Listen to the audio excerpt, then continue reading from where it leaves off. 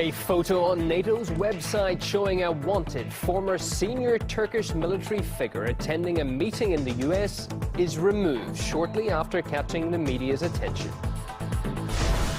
The greatest international sporting event of the year, the Rio Olympics, continues to be undermined by events off the track as police use tear gas to disperse hundreds of anti-government protesters.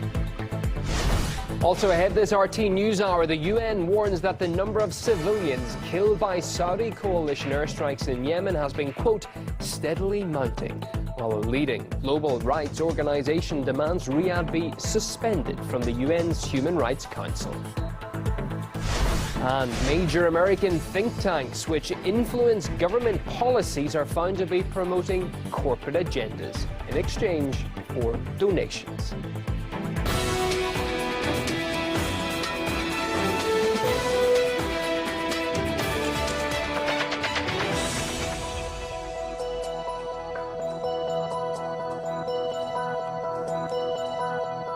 Around the clock across the world, this is RT International. From the team and myself, Ewan O'Neill, welcome to the programme.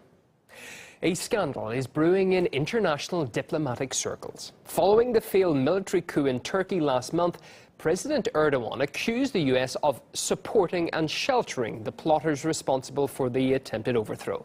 But Washington denies any involvement. However, a Turkish military official wanted for questioning in connection with the coup had a photo of him posted on NATO's website while he was attending a meeting in the US. The picture was later removed from the page without any explanation. Our Washington correspondent Gaine Chichikan delves deeper. Ankara has persistently accused Washington of siding with the alleged plotters of the failed coup, something Washington denies. A Turkish prosecutor now wants Turkish Navy Rear Admiral Mustafa Gurulu on allegations of espionage. Ankara says it asked Washington for information on the admiral's whereabouts and is still waiting for a response. Turkish officials say they haven't heard from him since July 22nd. But NATO has. An article on NATO's website showed that on July 26th and 27th, Gurulu participated in a meeting in Norfolk, Virginia, to discuss the future of NATO's communications, strategy, logistics, and industrial capabilities, according to the article. And here he is on the picture. And a strange thing happened on Friday. Hours after the Turkish admiral appeared in headlines, the NATO website deleted his photo from the article about the meeting. Michael Maloof, former Pentagon official, with me now. A Turkish admiral is wanted in Turkey. He fails to report to Turkish officials, then goes to a NATO meeting in Virginia. What does this tell you? He's probably going to request asylum because of what's happened in Turkey, and given his expertise, his knowledge, and and what he knows about NATO secrets, I think they're going to probably try to shelter him as much as possible.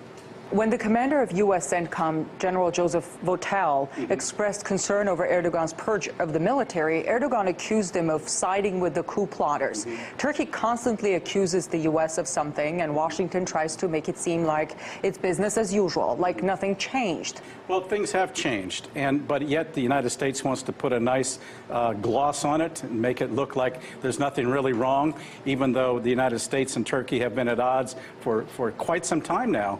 Not only on the dynamics of fighting the war in Syria, but also the support that Turkey has given to ISIS and to other jihadi Salafist groups.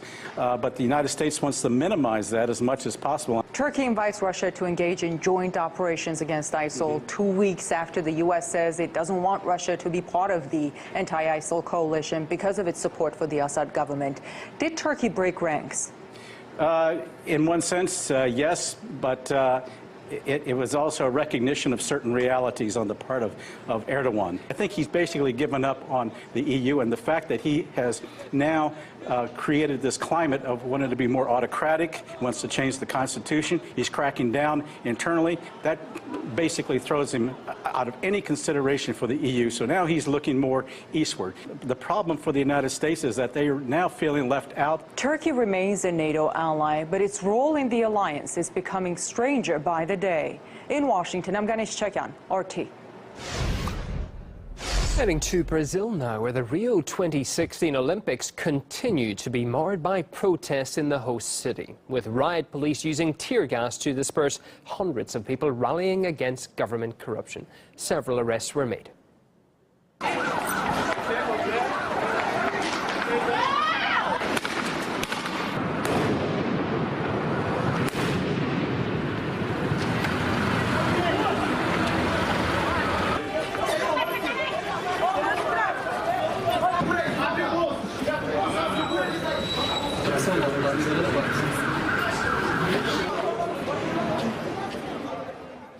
Well, Brazil has been hit by a string of protests lately. On Friday, students clashed with police in Sao Paulo in a show of anger against government austerity cuts. Meanwhile, public opinion remains divided over suspended President Dilma Rousseff, who's set to face an impeachment trial for alleged corruption. Earlier this week, a large protest was held against her in the capital, Brasilia, while back in Sao Paulo, crowds rallied to support her. Several marches have also been held against interim leader Michel Temer, who's been accused of staging a coup by some. Sociologist William Robinson believes the Rio Games has only added to Brazil's current instability.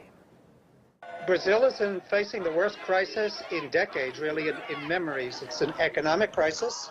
Brazil is in economic freefall. It's a political crisis with the removal and the impeachment proceedings against President Dilma Rousseff. And the Olympics have only aggravated the situation because I believe that the figure is approximately $15 billion have been spent on these Olympics at the same time that there have been massive cutbacks in education, in health, in all kinds of public services. Privatization is now on the agenda. And so these protests are as much against corruption as against the political instability, economic crisis, as they are specifically against the squandering of all of these resources on the Olympics. Well, away from the protests and talking sport, the Olympics can't seem to shake doping scandals. Team Kenya have now had a coach sent home from Brazil for posing as an athlete during drug testing. RT's Ilya Petrenko is in Rio to ask fans if they've been able to keep up with the plethora of issues undermining what's meant to be a celebration of greatness. Just recently, Team Kenya's staff have been found cheating at the Olympics, and that was quite an embarrassing situation, I have to tell you. But we didn't see dozens of athletes banned from competing at the Games, and in general, the news has gone largely unnoticed. So I've got a lot to ask the fans about. One Kenyan track and field coach recently pretended to be a Kenyan pop star, an athlete, that's B, and C, doping official. What do you think? Kenyan pop star. C, a doping official, of course. An athlete. Actually, an athlete. No way.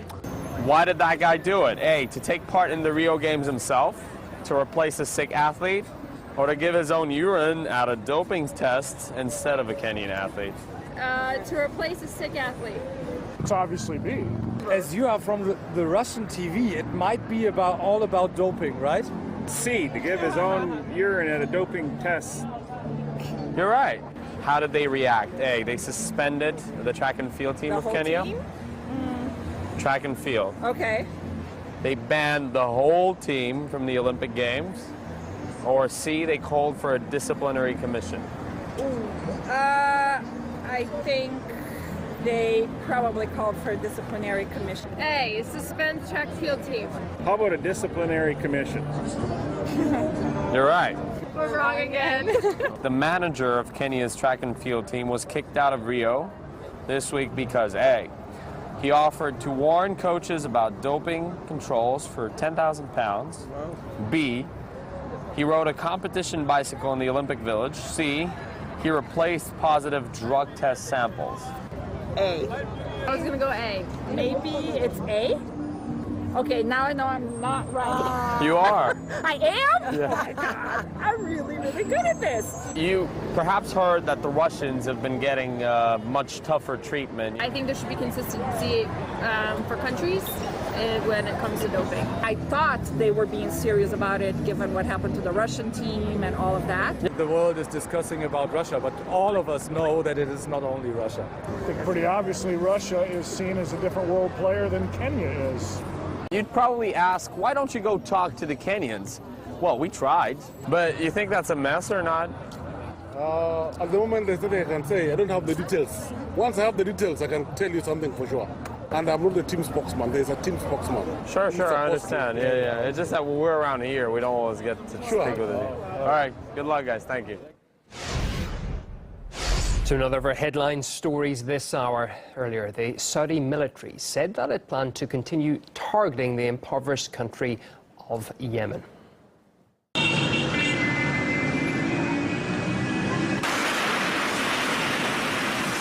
The number of casualties in Yemen has been steadily mounting over the past few weeks. Since last Friday, 49 civilians were killed and another 77 injured. In the last week, the coalition has resumed airstrikes in Sana'a, among other places, and airstrikes by their very nature tend to cause more damage and more casualties. Well, the international coalition led by Saudi Arabia will carry on military operations in Yemen to support the country's government amid a resumption in rebel attacks after the settlement negotiations were halted.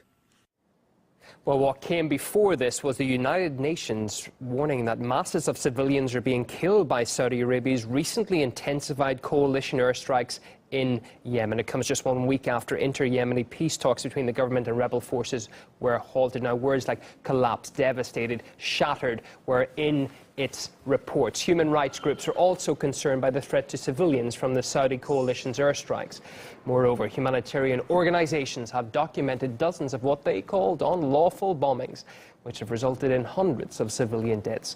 Human Rights Watch told us that the Saudi coalition is not looking to distinguish militant targets from civilians.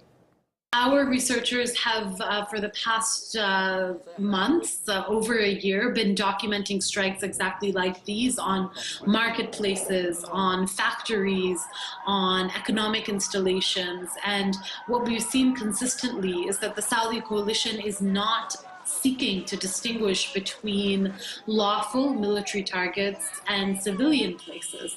The most recent strike, which hit a snack factory, was actually the third time that exact factory had been struck. We'll put forward a resolution to ban, or rather suspend Saudi Arabia, which means temporarily remove them from their membership on the Human Rights Council. Well, another point to note here is that the Saudi-led coalition was even blacklisted by the UN for its numerous human rights violations, together with groups like Al-Qaeda and Boko Haram back in June. But days later, UN Secretary-General Ban Ki-moon had to remove the coalition from the list due to what he said was financial pressure from member states.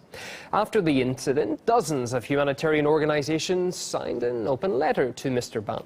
They said that if the coalition wants to be removed from the blacklist, they should stop killing and maiming children, as well as bombing schools and hospitals in Yemen. Political analyst and author Colin Cavill says money is the main reason the Saudis are still on the UN's Human Rights Council. If there were justice in the world, then Saudi Arabia would be banned from the UN Human Rights Council. But this world, unfortunately, in large part operates according to money, and the Saudis are very adept at bribery and gaining influence through their ill-gotten oil wealth, which they have stolen from the people of Saudi Arabia. This is an outrage, and the United Nations should condemn Saudi Arabia for this war they have been waging for the past year and a half. How influential are think tanks on governments? We find out after this break.